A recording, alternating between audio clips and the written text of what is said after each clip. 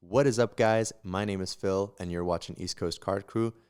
This is the final part of a three-part series of a Drunk Commoner Flesh and Blood stream that we did over on twitch.tv/PhilzyMedia. If you want to check out future drunk and not drunk live streams, please feel free to check it out on Twitch. Other than that, enjoy the final few games and a little bit of commentary towards the end about Flesh and Blood. Alrighty. We are back, everyone. Welcome. Welcome, everybody. So we have decided to go for the next match. I'm going to be playing Fai because I need a redemption arc from my very unfun situation. And we're going to be going up against Dromai. Jeremy's going to be piloting Dromai. I think I might... Well, these are arms. Yeah.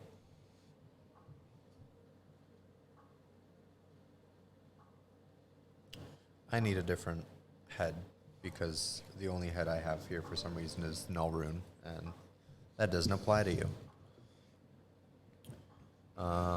Who just has the Iron Rod helm or something that I can play?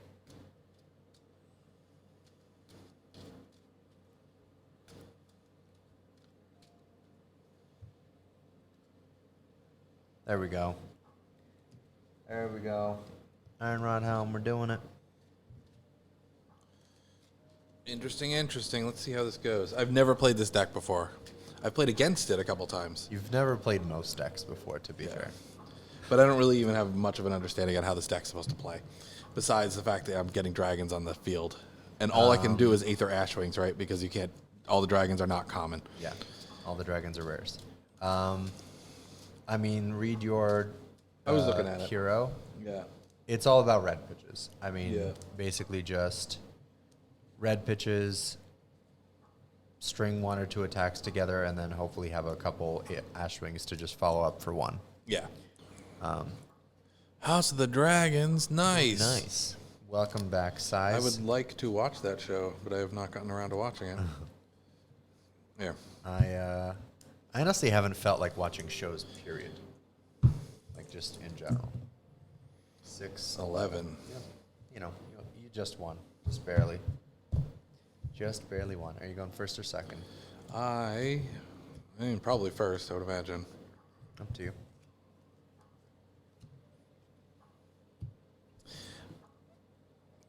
Oh, and I start, whoops. I do start with a Phoenix Flame in my... I'm just going to... People do this.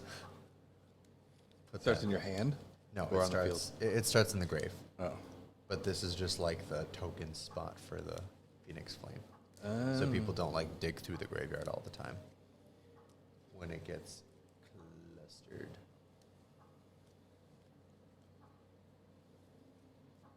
Yeah, fun fact, Stubby Hammers is not banned in Commoner, only in Blitz. So, oh, that is not part of my hand.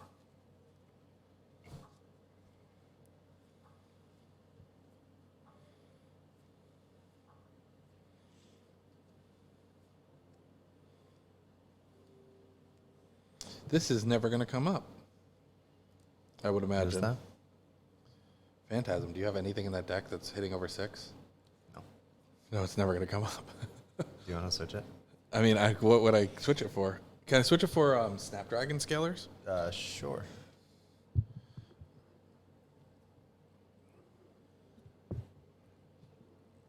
Yeah, I know they're in Azalea. Oh, yeah.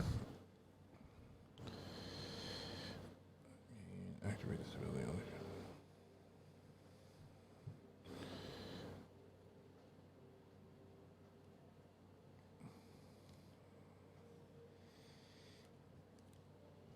Okay.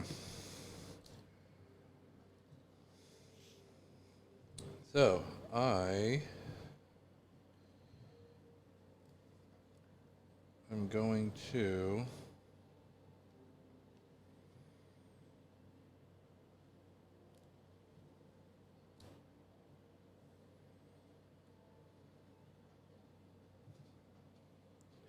Size, are you ready to watch some Commoner Fai? Go up against some Commoner Dromai.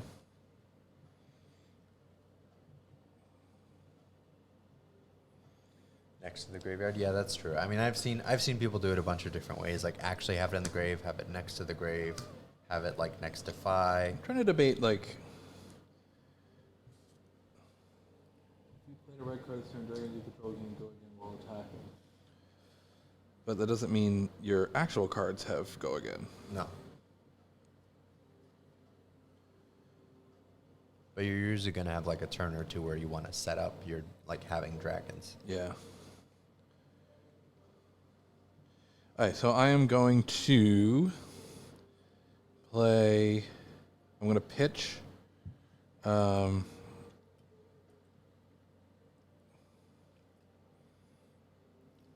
Billowing Mirage. All right. So you get an Ash token. Should be somewhere with the deck. Yes. Oh, right there. Ash tokens. Yay, yay, yay. So we're going to create an Ash token. Yeah, we are.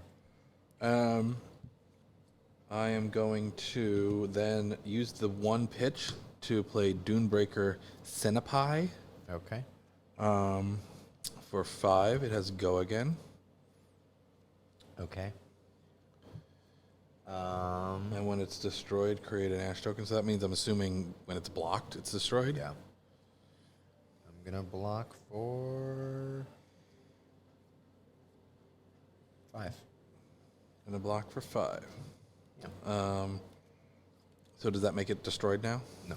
Oh, combat chain when it closes. No. It only gets destroyed if I block and with 6 or more for Phantasm. Otherwise, it just goes to the grave. Okay. Yeah. So that's not great. I mean, 1 for 5 with go again. I will then. Oh, then I should have done this differently. I should have pitched a different card because then I could have transformed that into an Aether Ashwing, right? Yeah. I played this because I thought it would get destroyed when it got blocked. Yeah, no. Can I just switch what I pitch? Sure. Yeah. So I'm going to pitch this one instead, which still creates the Ash token. Then I will play Billowing Mirage for 3, which transforms a Ash token into an Aether Ashwing. Does this go away and it goes like that? Or stays on This it? goes under because it's a part of it. Block 4. Block 4. Yep. Okay. I will then pay 0 to play Dust Up. I'll take 4. And I create an Ash token and an Aether Ashwing. Nice.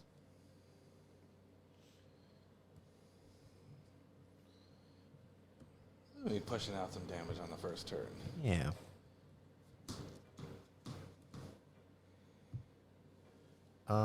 Okay.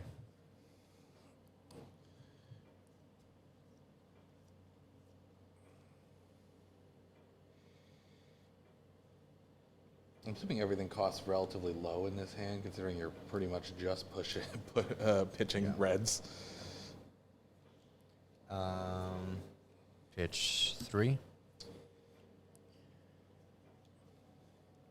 Ronin Renegade swinging for 2. Or sorry, so then I don't pitch yet. My bad. I did what you did. Mobby.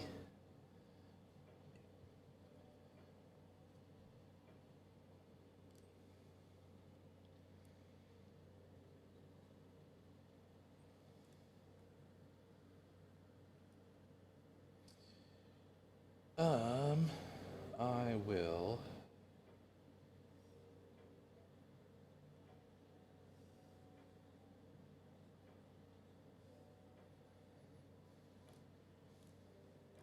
Take it. Take 2. Yeah. Okay. 1, 2. I am going to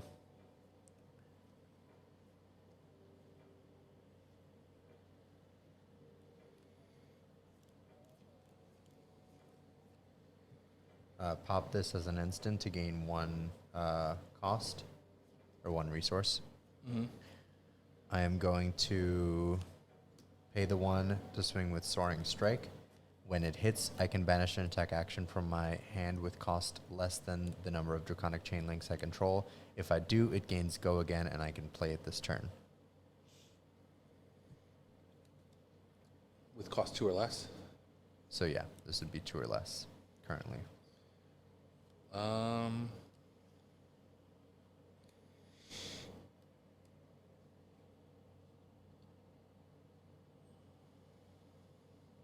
Felt Table and what's the other one? Fab TCG Online. I've heard of Felt Table, and actually no, I've heard of both. Felt Table was like it is a Flesh and Blood online client, right? But I think there's like a subscription to it or something. And then I know Fab TCG Online is like the new up and coming online client that people are either happy about or unhappy about, depending on who you ask. But I have seen some debate on it.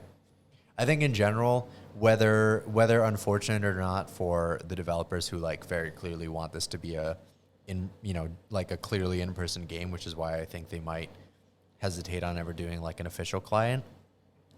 I think it's just kind of like the way of the world at this point that like in order for more people to get into the game or for like the game to kind of shoot up into that next level, you're going to need some sort of online presence. Like you already have online tournaments and streams and such. And I think the way to make it accessible beyond that is to have people who might just want to try it out online.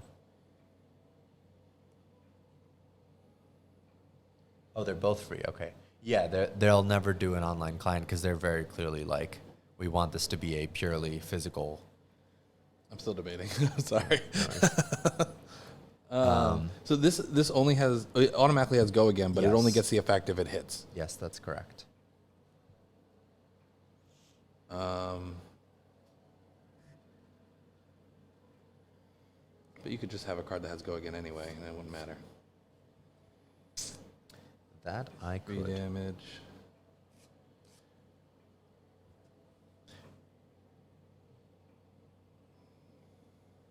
Yeah, the old game being played in the flesh and the blood. I'll take it.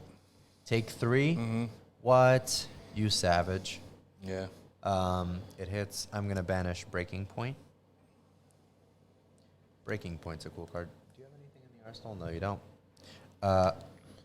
I am going to, unfortunately, pitch 3 to pay 2, swing with Searing Emberblade. It is swinging for 3. It has Go Again because I have 2 or more Draconic Chain Links. So I currently have 1 floating cost. Can you swing again with it? No, it's a once per turn action. But you can play that. I can play that. Oh, it's gonna knock me down pretty far. Indeed it is. 1, 2, 3, What? and There then you go. you're swinging with that. No. No. Relax. Hold your horses. I'm going to use Fi's ability. Instant. Put this in my hand. Costs nothing because I have 3 Draconic Chain Links. Play Phoenix Flame. It is swinging for 1. Pay 1. Breaking Point. Swing for 5. Okay. That is my measly turn. I hope I did this correctly. All right, so I am going to pitch 2.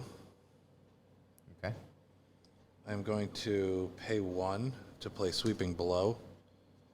Okay.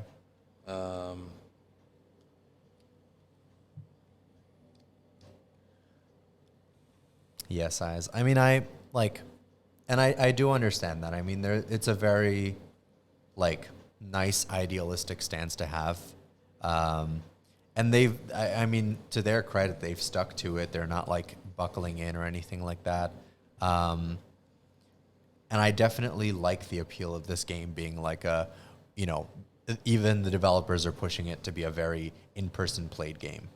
So I definitely appreciate that. Like, I love physical trading card games. I mean, I play MTGA because, you know, sometimes it's easy to just turn it on, like, and not have to pay for cards, which is kind of the appeal for some people. Like, Yeah. oh, I don't, you know, I can play a free client and, like, test out and see how the cards are, which I think Fab TCG Online will do, and it'll help more people potentially get into the game. But yeah, I just think in this day and age, it's just kind of, It's just going to see, like, are they going to make a hard stance against those kind of things? Since that's like it's kind of against what they want for the game. yeah. Like, I don't think they will, because it'll just hurt them with the player base. But Yeah. I mean, so like, with, for example, my only experience is Yu-Gi-Oh, besides Magic, I should say. But with Yu-Gi-Oh, Konami was very, like, they shut down, like, a lot of the, like, free online dueling clients that people used to just, like, play test and stuff. Which, you know, which is rough. I mean, it sucks, but they also intended on having their own client and did have, like, their own, you know, games that you would pay money for, even if they weren't great, or like everything that the free clients were. So yeah, who knows? Sorry, go ahead. 3. Swinging for 3, Yeah. and that just does what? Creates Oh. an Ash token When you and go attack again. with it. Okay, I take 3. Okay. And then going to swing with Blaze Headlong for 4. If I play another red card, it has go again. Cool. Take 4. I am going to. So now this would have go again if I swung with it, right? Yeah, your Ash Wings have go again. Swing with my Ash Wing. Yep. Swing with my other Ash Wing. Yep. Pop this. Up to one. get instant to get one Right. Yeah. thing. So now up to 2. And then swing with that for a big 8. For a big ol' 8.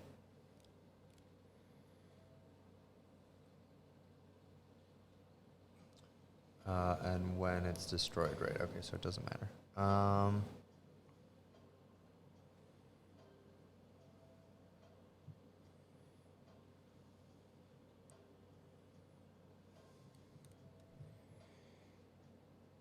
Well, I need to block some of it.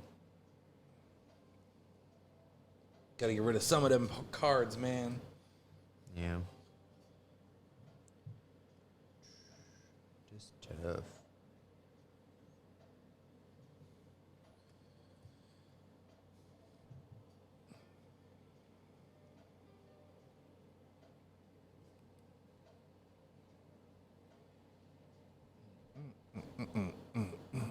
I can see this deck being a lot of fun, playing it with the Yeah. dragons. Yeah. It's just, it seems like an expensive deck, Yeah. but I Alright. definitely liked it. How are we looking on how good it is? Competitive wise, Yeah. I mean, I think it was somewhere in the middle of the pack, like as of the recent tournament. But also it's going to lose it's- when What's-Her-Face is gone, Prism. yeah, when Prism's gone, it's going to attempt to replace her. Yeah. Some people have doubts, some people don't. I think there's still situations where she needs to be figured out. But I think if Dynasty gives her like 1 or 2 good cards, she's going to be strong. Yeah. So I can definitely see that also being the case. I gotta make a decision. All right, I'm just. Oh, yeah, gonna- she's already gone. That's true. Prism is Yeah. gone. Yeah, sorry. That is what I meant to say. Okay, lock for 2.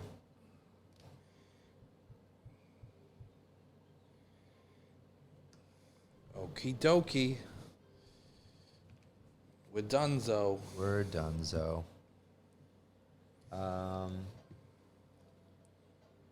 I am going to pop Stubby Hammers. Oh, no.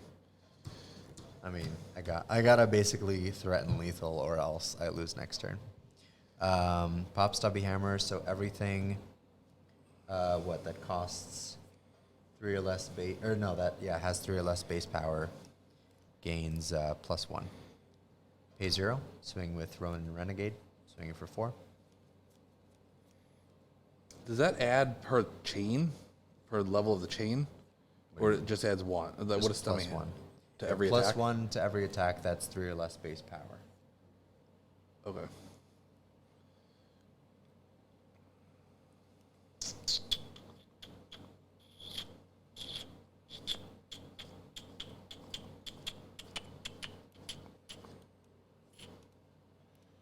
Okay.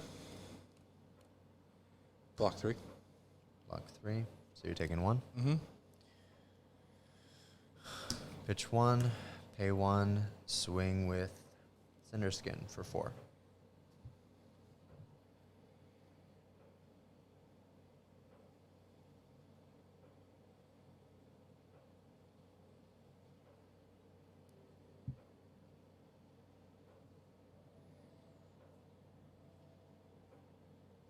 Yeah.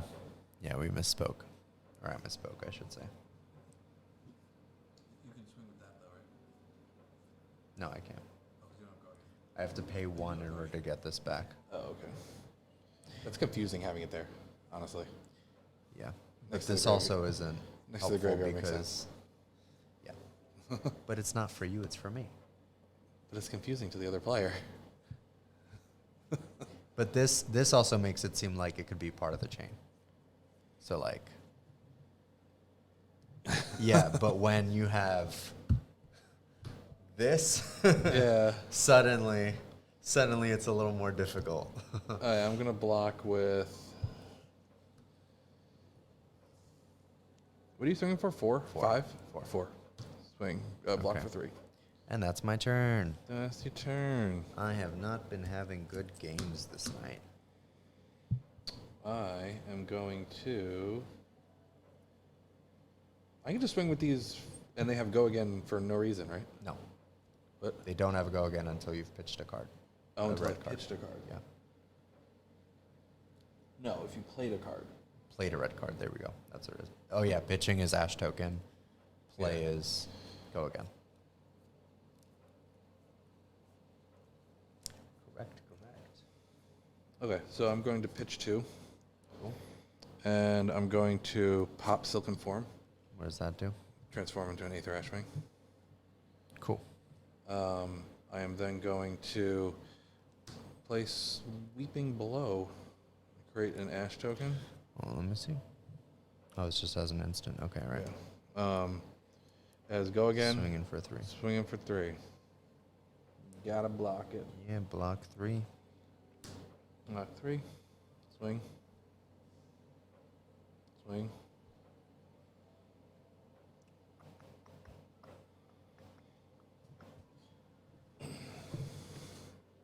This creates an Ash token, so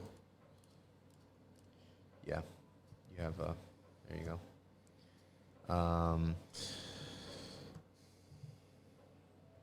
actually I'm gonna do this because of the one that's exposed. And swing.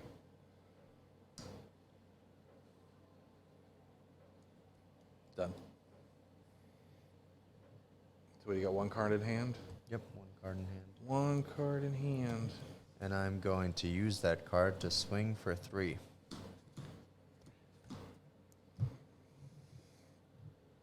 Let's see what we doing here. Kind of wish I didn't pop Stubby Hammers. Because that was a bad turn to do it. Honestly, I probably should have just popped it on the first one. Yeah, probably. Yeah. BRB. All right size.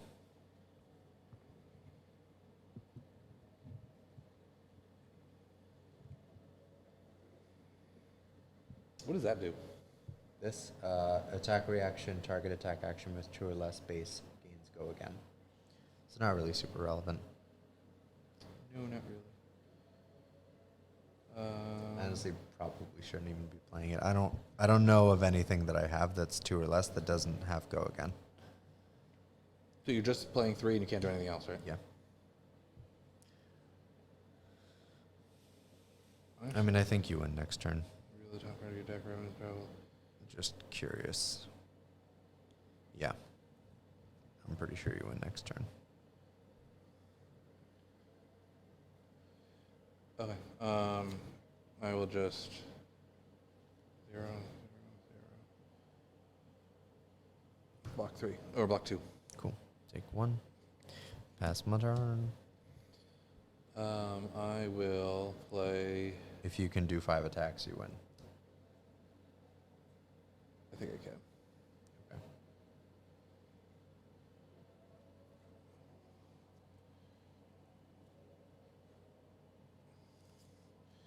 Play that. Reveal the top card of your deck. Ravenous Ravel gets -1. Discard. So it's 4. No, just reveal it. Oh, it's revealed. So it's 4. Okay. Block 2. 4. Block 2. Bum, bum, bum. Yep. Yeah, I have not had good games tonight. I do. I like this deck. Yeah.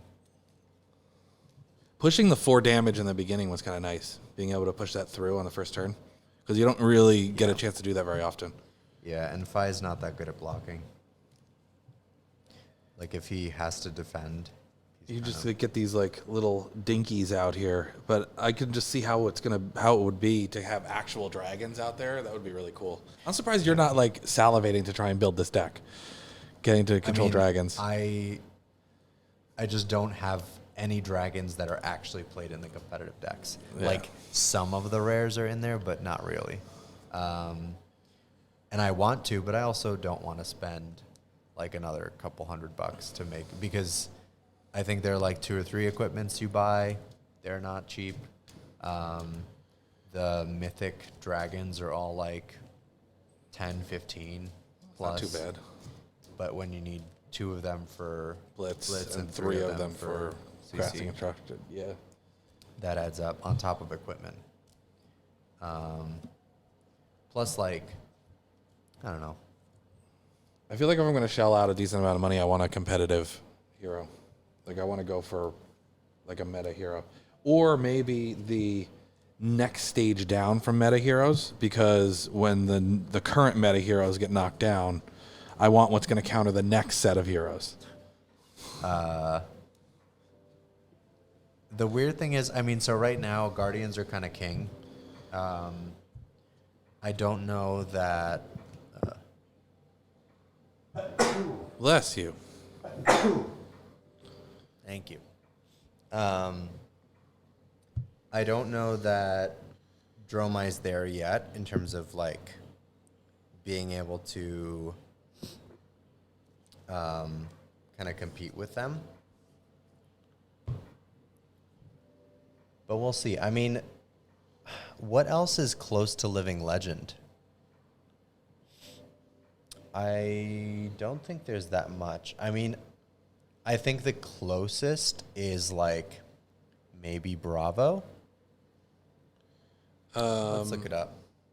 Oh yeah, Briar is close. Briar, yeah. Briar's Briar only close. needs like 1 or 2 wins, right? Yeah. Well, Briar needs 1 or 2 wins in a major event. In a Pro Tour, she needs 1 Pro Tour win and 1 calling win. How long do they stay Living Legend? I think. Let's see. Forever and ever?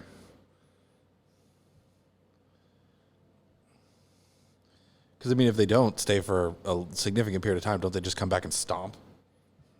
Just like how they were? It just says a hero stops being legal when it has attained Living Legend status. So I know that they intend on creating a specific format for Living Legend heroes, which is like it. I don't think the Living Legend format is perfect, or like the implementation. I do like of it though. It's a very interesting idea because it Put at that back least into, gives them a way. It gives a natural way to balance the meta, in the form of whatever is insanely strong and if something just dominates and sweeps through, all the big tournaments, all of a sudden they're out. So that's nice on one hand. What I don't like about it is the fact that, like, okay, I've spent all this money and now my deck's just gone forever. Which, like, on one hand, that's kind of natural because in metas, like, there are the next best things, and, like, then you want to spend money on that. I mean, But isn't that pretty much in every? Doesn't the meta shift and you end up having to redo your? Because I know there's, like, you spend a lot of money on a specific Magic deck, or you spend a lot of money on a specific Yu-Gi-Oh deck, and then the meta shifts, and then you have to get the new meta. Or yeah, I mean, to a degree, but right now, as it stands, without that living legend format, instead of, like, hey, my deck is not usable in what's it called? the actual pro, Yeah, like let's say stuff. we're talking Magic, right? Like, okay, my deck isn't usable in Standard anymore because this, and this card are all out. Like, they're not legal in Standard anymore. I can use them, or I can use the other cards for Whatever a other different deck, version yeah. of the thing. And then these cards might be good in Modern, or they might not be good in Modern, or whatever other formats, right? With Flesh and Blood, that's not the case. And it's also like, okay, I have all these Light Illusionist cards. No other Light Illusionist hero. I mean, I'm sure there will be. Yeah. But And- until that new hero comes out, or until the Living Legend format comes out, which, like, who knows if it's going to be, like, an actually competitive, Sanctioned kind of thing. Yeah, like, okay, here's this format, and here are tournaments for this format, or if it's just going to be like here's this format, have fun. Yeah, like kitchen Like, table kind of thing. Yeah, it's just kind of like, I mean, the one thing that I would say is a lot of the things that are very expensive are things you can use in other decks. Like Spring Tunic, you can use in a lot of other decks. Arcanite Skullcap, you can use in a lot of other decks. The Crown? Crown of Providence. Crown of Providence, you can use in a lot of other decks. There, like Art of War, you can use in most decks. There's a lot of cards that are really expensive that you're still going to be able to use in a lot of other decks, especially like Spring Tunic. I don't know if that's the most valuable, but, like, close to one of the most valuable cards you can use in one of the most expensive. you can use in pretty much every deck. And it's the same thing with the other one, like the Skull Cap and the Crown of Providence. You can use in the vast majority of decks unless it's a specific one that needs to run a specific piece. Yeah. So a lot of the value that you're dumping into your decks is usable in other decks. Even, like, looking at something like Channel Lake Frigid, you're using that you can use that in Oldheim, you can use that in Lexi, you can use that in Icelander. So then that's a mythic. And most of the other mythics don't cost too much. Yeah, $10, $15, like stuff like that. Yeah. Most of the mythics that were in Lexi, like, I think not that Lexi's the best example, but it's the one I know. The most expensive cards that I get out of there are like the $9 Three of a Kinds outside of Channel Lake Frigids. Yeah. And Three of a Kinds, yeah, that's pretty much the only deck you're using them in, but it's only $8 or $9. So, I mean, there's a little bit of that where it's the same kind of thing. Yeah. And I think if you do some kind of a living legend format to allow those cards to be useful and make it mean something, then I think it kind of takes care of the problem. Yeah, it's definitely just a different solution to the game, because it kind of auto solves. It's hard to tell because the game is still really new, and also we're new to the game. Yeah. For the most part, like, we've only gone to one locals tournament for Blitz, not even like Classic Constructed. But the hard thing to tell, honestly, is just, like, how effective the Living Legend status is for combating, like, power creep and combating things like that, because obviously the game needs to stay, quote unquote, exciting. And how does it do that? Usually games do that by, making the game like releasing more interesting cards and or better cards or faster cards or whatever the case is. And you kind of have like a nice out to say, okay, well, if this just ends up dominating, yeah, it might suck for a little bit, and the format might suck, kind of similar to like what Standard can be in Magic or Modern can be in Magic. But eventually, it just kind of like blows itself up. Like it's living legend, it's a forgotten problem, whatever. It goes away. But then, again, like reintroducing the same archetype, like let's say whatever the next light illusionist hero happens to be. What does that look like? Is it going to be a muted version of that because that got to living legend so fast, let's say, right? Yeah. Or whatever the case is. And then is that just unfun to play? And then does that not do anything until you pump it with like an extra 3 cards that make it busted again? I think a benefit of this version versus the just like kind of banning cards version that like you have in most other games is it incentivizes them to keep reworking their heroes and make new heroes. It's essentially auto-destroying their heroes. So like you, at a certain point, if a hero gets good, that gets taken out of the pool, they have to keep making heroes or the game dies, like eventually, or they just let it spiral out of control. So, and they can learn from, like, say, Prism, the next Light Illusionist that comes out, they can be like, these are the things that made Prism dominate. Can we tweak it to make it so it's more of a back and forth? And they're learning a little bit. Giving them credit, because they seem like they have a good idea for game design so far from what I've seen. It seems like a healthy game from everything that I've understood about it. And it gives them an opportunity to kind of almost like play test, where it's like they can perfect the heroes over time and kind of see like, these are the things that work. These are the things that bounce off of each other well. These are the things that provide a fun game without blowing things out of the water. So like giving them that credit, I think in the long run, it's got a decent, it leads to a healthy shelf life. Yeah. And I definitely don't mean to be discrediting the game, because I'm very much in love with it. Like, I'm a huge fan. And I definitely want to keep playing like more competitive scenes, like doing some locals again for Blitz. Ideally getting a classic constructed deck together in the near future. Maybe even go into like a nationals or like a bigger event with classic constructed. But yeah, I mean, we are going to be going to a draft fairly soon. That's going to be our first Flesh and Blood draft experience. I'm notoriously a fan of drafting in any card game. I love it. It's just like the most fun way for me to play the game outside of like just putting together a huge competitive list and like playing with it. But after draft, I think maybe the next play is just to build up a classic constructed deck or two. Might mean shelling out another like couple $100, but we'll see. Get it going, man. I think we're gonna be, after we do the draft, probably set up a stream, play with our draft decks, talk about our draft experience. That would definitely be something we'll bring to you guys. Yeah. Drafting should be fun. I don't know if you guys have done Uprising drafts, but I've heard Uprising drafts are a very healthy format. So very healthy and very fun format. Because it seems like, honestly, between Dromai, Icelander, and Fai, all of them are fairly competitive decks. Like, they're probably, like, I don't think any of them are on the weaker half of the, like, tier lists of the meta.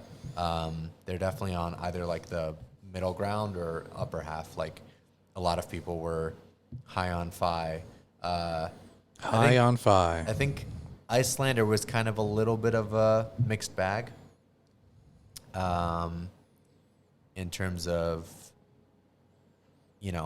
performance recently. I'd like to see a legitimate Icelander deck and how it works. So the way that it works is a lot of, like, affliction auras and frost hexes and stuff, which like deal passive arcane damage. I mean, it is a control deck through and through. Like, you basically just want to like slow your opponent down, chip away at them, and then kind of eventually win. But that becomes harder with classic constructed. Like, you need, whereas like with Waning Moon, this 3 damage might seem impactful when it's What's dealing 20, yeah. Yeah, when it's dealing more than 10% of your health, versus classic constructed where it's dealing less than 10% of your health. I mean, that could be said with all attacks being less impactful Yeah. because of classic constructed. But I think for a deck that like focuses on chipping, It's a lot. having It's a less lot harder to impactful chip chip, away at yeah. a mountain than to chip away at a statue. Exactly. But yeah, I mean, so what decks out of these, before we close out, do you think you might potentially want a classic constructed version of? I mean, obviously, I'd like to do Lexi, even though that's not one of them. One of these, just because I've invested so much. But I think Katsu seems really interesting. Dromai seems really interesting. Levia, just because I played against Levia at the Blitz event. I mean, I don't know how it plays versus in Classic Constructed, but it seems interesting. And Icelander. Those are my top 4 there. Okay. Probably just play style. The interesting ones are these 3. Probably these 2 being my top. So Icelander and Dromai being my top. Yeah. Yeah, I definitely, I think just because of the minuscule amount of money it'll take me to complete a classic constructed deck, Dash might just end up being my classic constructed deck.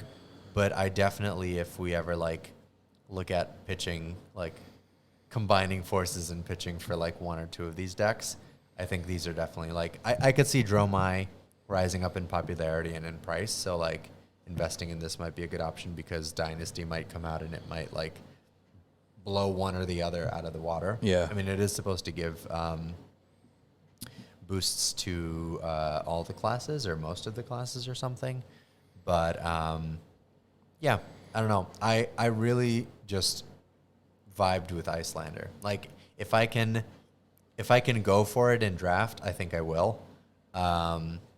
Outside of that, it's kind of up in the air. Like I don't really care for most other heroes. Like Dromai is fun, but other than that, it's really just Dash. Because I like Dash so much. Dash is a lot of fun. It was just so fortunate that like the first deck I invested into, I was like, I love this. I love the way this plays. I love the style of it, just everything. But yeah. All right. Well, I think that is going to wrap it up, though, for our stream. We've been at it for quite a bit, doing some drinking, doing some commoner flesh and blooding, in the flesh and blood as well. But yeah. Do you want to tell everyone what we got going on soon? Friday? Yes. Yeah.